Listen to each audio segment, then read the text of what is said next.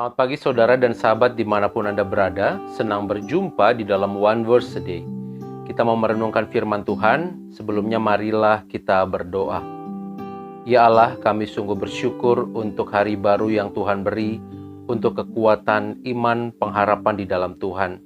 Kami mau belajar dan merenungkan firman-Mu hari ini. Biarlah Engkau hadir, melawat, dan menerangi kami semua. Terima kasih Bapa. Di dalam Kristus kami berdoa. Amin. Saudara, firman Tuhan hari ini dari Ibrani pasal 7 ayat 11. Karena itu, andai kata oleh imamat Lewi telah tercapai kesempurnaan, sebab karena imamat itu umat Israel telah menerima Taurat, apakah sebabnya masih perlu seorang lain ditetapkan menjadi imam besar menurut peraturan Melkisedek, dan yang tentang dia tidak dikatakan menurut peraturan Harun? Saudara, menurut hukum Taurat, orang Israel harus mempersembahkan 1/10 harta milik mereka kepada Allah. Persembahan itu diberikan kepada imam keturunan Lewi, salah seorang anak Yakub. Ketika suku-suku Israel menguasai tanah Kanaan, suku Lewi tidak menerima bagian tanah sebagai hak milik.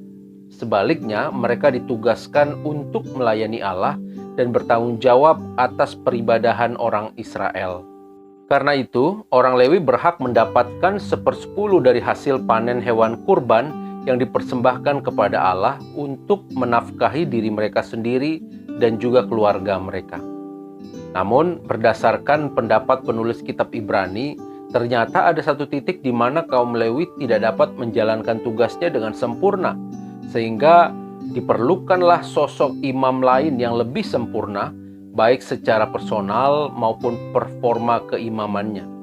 Sosok tersebut merupakan imam yang tidak mengikuti pola tradisi dari suku Lewi, tetapi mengikuti pola Imam Melkisedek. Dalam kisah Kejadian 14 ayat 20, diceritakan Abram memberikan Melkisedek 1/10 dari apa yang dimiliki oleh Abraham. Artinya saudara, Melkisedek merupakan sosok yang jauh lebih tinggi daripada Abraham, bapak leluhur orang Israel, dan termasuk di dalamnya adalah suku Lewi. Saudara, sosok yang dimaksudkan oleh penulis Ibrani ini mengarah kepada satu pribadi tunggal, yaitu Yesus Kristus.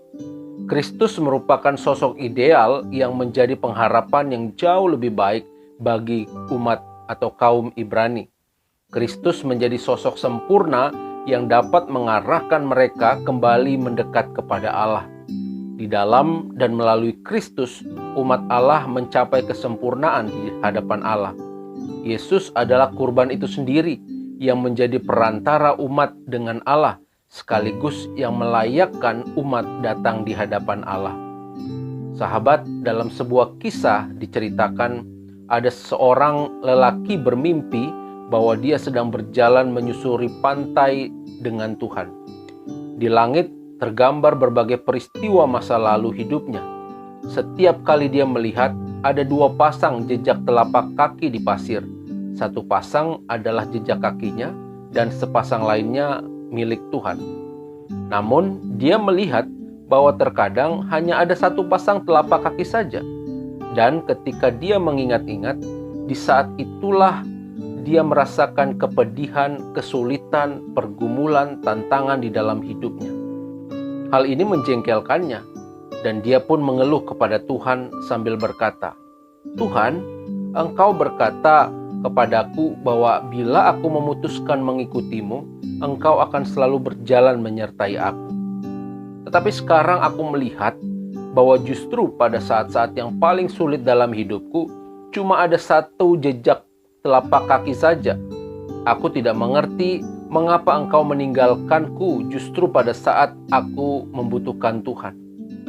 Lalu Tuhan menjawab, "Anakku, aku tidak pernah meninggalkanmu pada saat-saat itu.